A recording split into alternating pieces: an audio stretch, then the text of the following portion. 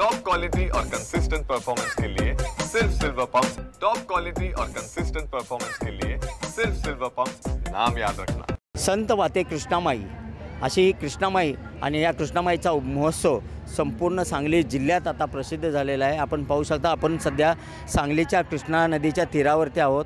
भव्य दिव्य अशी विद्युत रोषणाई या ठिकाणी करण्यात आलेली आहे। हेच ते कृष्णामाईचं मंदिर आहे। हे 200 वर्ष जुनं मंदिर आहे आणि त्याचबरोबर आपण पाहू शकता या ठिकाणी दिनांक 7 तारखेपासून ते 12 तारखेपर्यंत या ठिकाणी कृष्णा महोत्सवाचं आयोजन करण्यात आलेलं आहे।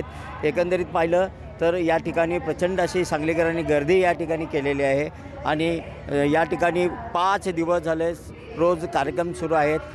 पूर्ण आयुर्वेद पुलाला विद्युत रोषणाई करण्यात आलेले आहे आणि संपूर्ण काठावरती असं भगममय वातावरण या ठिकाणी प्रसन्न असं वातावरण झालेलं आहे। आणि या संपूर्ण कृष्णामाई महोत्सवाचं ज्यांनी आयोजन केलं ते शिवसेनेचे एकनाथ शिंदे गटाचे जे जिल्हा प्रमुख आहेत महेंद्र चंडाळे यांच्यासोबत आपण बातचीत करत आहोत। मला सांगा, कशा पद्धतीचं नियोजन आहे आणि किती दिवस असणार आहे, कसं बघता तुम्ही या संपूर्ण महोत्सवाकडे? या महोत्सवाची सुरुवात रथसप्तमीनंतर 10 दशमीला सुरुवात झाली। पूर्ण या उत्सवाचा कालखंड हा 6 दिवसाचा आहे। अत्यंत भक्तिमय वातावरण आहे।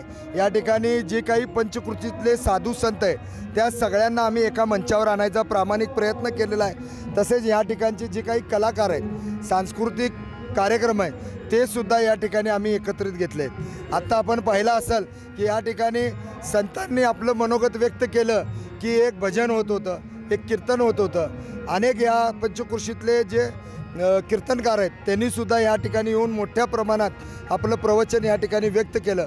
त्यामध्ये परमपूज्य कोटणीस महाराज आहेत, त्यामध्ये परमपूज्य आपले केळकर महाराज आहेत। असंख्य लोकांनी सुद्धा या उत्सवाला चांगला प्रतिसाद देत या ठिकाणी कृष्णामाईची ओटी भरून त्याचं जलपूजन करून त्याच्या आरतीला उपस्थित राहून आपली कृतज्ञता व्यक्त केलेली आहे। एकंदरीत पाहिलं तर हा महोत्सव पूर्वी सुरू होता, परत हा बंद झाला, त्याच्यानंतर पुन्हा एकदा तुम्ही सुरू केला आहे महापालिकेच्या सहकार्यानं। कसा उत्साह आणि लोकांच्याकडून प्रतिसाद मिळतोय? अत्यंत चांगला उत्साह या ठिकाणी लोकांमध्ये या ठिकाणी दिसतोय। का त्याचं कारण आहे की सांगलीला लागून असलेली सांगलवाडी असो, मिरज शहर असो, कुपवाड शहर असो किंवा ग्रामीण भागातले असंख्य गावं असो, त्या ठिकाणाहून सांगलीकरांना कायम एक वर्षांत निमंत्रण यायचं की आमच्या गावची जत्रा या, आमच्या गावची यात्रा या, आमच्या गावचं उरूस या। परंतु सांगलीकरांना असं काही बोलण्यासारखं नव्हतं की बाबा आमची यात्रा आहे, आमची जत्रा आहे किंवा आमचा महोत्सव आहे।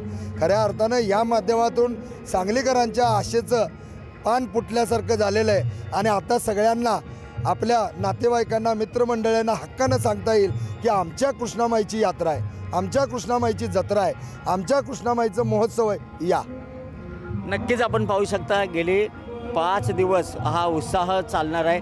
सांगलीची जत्रा पुन्हा एकदा महेंद्र चंडाळे यांनी सुरू केलेले आहे आणि सांगलीकरांनी सुद्धा या जत्रेला भरघोस असा प्रतिसाद देत या ठिकाणी तुफान गर्दी केलेली आहे। हा महोत्सव 5 दिवस या ठिकाणी चालणार आहे। संत वाहणारी कृष्णामाईचा महोत्सव संपूर्ण जिल्ह्यात पुन्हा एकदा प्रसिद्धीच्या झोतात आलेला आहे। कॅमेरामन सुजितसोबत मी शंकर देवकुळे, TV9 मराठी, सांगली।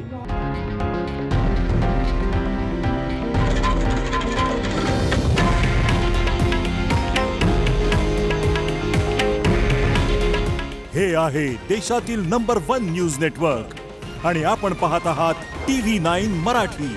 काळजी तुमची, हित महाराष्ट्राचं।